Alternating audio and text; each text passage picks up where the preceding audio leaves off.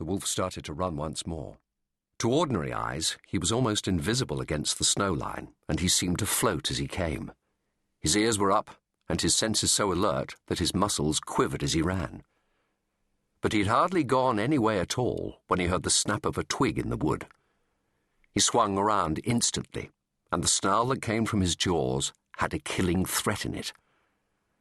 But as another muzzle appeared through the trees, the wolf relaxed a little, although his eyes were still blazing.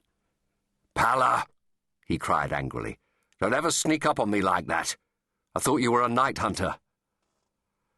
The female coming toward him was a dominant also, or drapper, as wolves call them, and she had a beautiful sleek muzzle and bushy silver ears. She was as lean and graceful as a mountain leopard. Only her swollen stomach and the exhaustion in her tread spoke of the cubs that now lived in her belly. Palla was close to her time.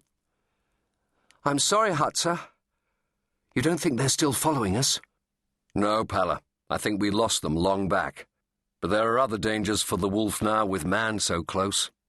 The wolf's fierce yellow eyes had become wary and attentive as they flickered like little lights in the darkness. This was before the time, some 300 years later, when man would hunt the wolf and the forests almost to extinction, and there were tens of thousands of greys still roaming wild and free through the trees. But the wolves had learned from birth to fear man above all the predators, for he was a merciless hunter of their kind. And all too often the wolves had suffered too when Transylvania was caught in the grip of his frequent and terrible battles. Transylvania was the ancient name for a region that lies in the very heart of Europe, a strange and mysterious country, rich in folklore and tales of darkness and superstition. A country of soaring mountains and fertile valleys that borders the lands that men know as Russia, and the mighty forests that once edged the realm of Hungary.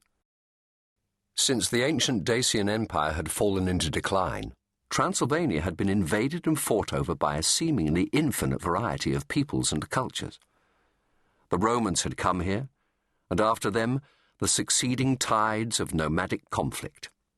The land beyond the forest was still bitterly disputed by the Magyars from Hungary, by the Saxons from the German lands, and by the Vlachs, who owed their allegiance to none. Palla was nodding her head as she stared back at Hutzer, and they both thought of man. "Yes, Hutzer," she growled. "When you left us to scout, Brass's paw was caught in one of their traps." Hutzer's eyes widened in alarm. "She managed to pull free, Hutzer, but we shall get her inside as soon as we can. The cave is just far enough away from the humans' dens to be safe." "We shall get you inside, you mean?" said Hutzer.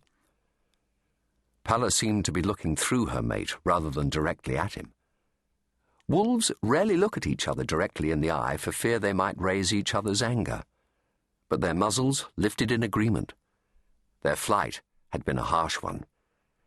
Since they had mated unusually early, they both feared their cubs would be born in the deathly grip of winter, before spring would come to warm the world and drive back the killing snows. "The stone spores and the den on the mountain," growled Palla suddenly, looking toward the giant stairway in the castle. "It means we're close now, thank Tor. I've never known weather this bad." "At least it'll be impossible for the night hunters to track us in this, Palla, even if Morgra has told them to follow us." Palla winced, and the unborn cubs kicked in her belly. Morgra was Palla's half-sister, and it was Morgra, not man, that the wolves were fleeing now. Though Palla had not seen her in years, Morgra always stirred painful memories in the drapper. When Palla had been little more than a whelp, Morgra had been driven from their pack for killing a cub, and wolves believe that once a wolf tastes the blood of its own, it gets a liking for it. And now that Palla was coming back home to where it had all happened, Morgra's presence seemed strangely closer than ever. Morgra lived far to the north over the great Carpathian mountains. She had always been a fighter, and with her exile she'd sought a new role among the wolves of Transylvania. She had managed to win control of the Balkar, which, in the wolf's language, meant night hunters.